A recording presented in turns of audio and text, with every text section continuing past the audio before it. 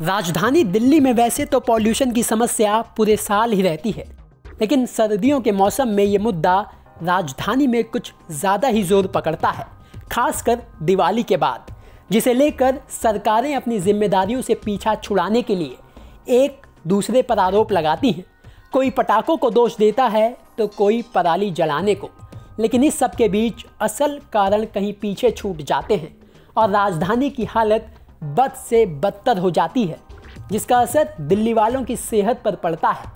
लेकिन नवंबर में ही क्यों दिल्ली की खराब हवा खतरनाक लेवल को भी पार कर जाती है, इसे लेकर नासा ने तस्वीरों के साथ एक रिपोर्ट जारी की है। ये तस्वीर नासा ने बीते साल नवंबर में जारी की थी, जिस समय दिल्ली में लॉकडाउन लगा हुआ था। तस्वीर में आप अच्छे से देख सकते हैं कि दिल्ली की हवा कितनी साफ़ है। तो वहीं नासा की ये तस्वीर इसी साल दिवाली की रात की है, जिसमें आप देख सकते हैं कि दिल्ली की हवा का क्या आलम है। जाहिर सी बात है कि दिवाली की रात दिल्ली में जमकर पटाखे छुड़ाए गए थे, जिसके बाद ऐसी तस्वीर का आना लाजमी है। तो वहीं दिवाली के बाद से ही दिल्ली का पॉल्यूशन लगातार बढ़ता चला गया, जिसके बाद राजनीति होने लगी, तो कोई पटाखों को तो कोई पराली को दोष देने लगा।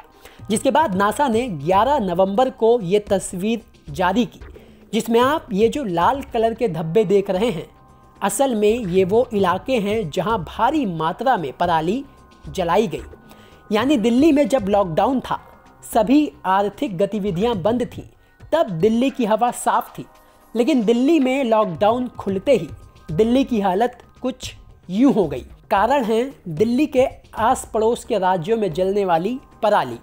नासा की रिपोर्ट के मुताबिक उत्तरी पाकिस्तान, पंजाब, हरियाणा, राजस्थान और उत्तर प्रदेश के इलाकों में जमकर पराली जलाई गई। पाकिस्तान, पंजाब और हरियाणा में पराली जलाए जाने की वजह से निकलने वाला धुआं दिल्ली की ओर बढ़ा। ऐसा नहीं है कि सिर्फ अकेले पराली के जलने से ही दिल्ली की ऐसी हालत हो गई। नासा की रिपोर्ट के मुताबिक दिल्ली में गाड़ियों का चलना, औद्योगिक प्रदूषण, निर्माण कार्य, कचरा जलाना और नवंबर के महीने में राजस्थान के थार रेगिस्तान से उड़कर आने वाले धूल के कण हवा में मिलने से राजधानी दिल्ली की हवा बद से बदतर हो जाती है। तो यही वजह है कि सर्दियों के मौसम में, खासकर नवंबर के बाद, राजधानी दिल्ली की हालत कुछ इस तरह हो जाती है। और यही वजह है कि दिल्ली में दमा के मरीजों की संख्या में लगातार इजाफा हो रहा है। ब्लूमबर्ग की एक रिपोर्ट के अनुसार साल 2019 में भारत में प्रदूषित हवा की वजह से तकरीबन 17 लाख लोगों की मौत हो गई। इस आंकड़े से आप समझ सकते हैं कि पहले खराब हवा, फिर उसके ऊपर तेरी मेरी वाली राजनीति से कैसे हमारी जिंदगियों के साथ खेला जा रहा है। ऐसा नहीं है कि इस समस्या का इलाज नहीं है।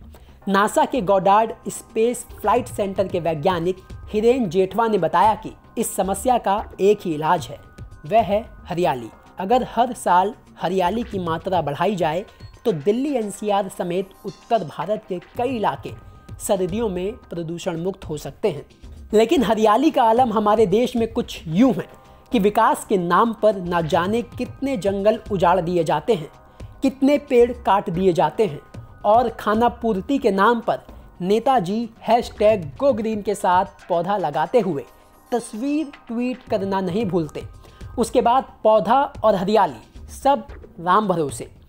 तो वहीं हर साल ही पॉल्यूशन को लेकर सुप्रीम कोर्ट में याचिकाएं लगाई जाती हैं और सरकारों को फटकारें भी पड़ती हैं।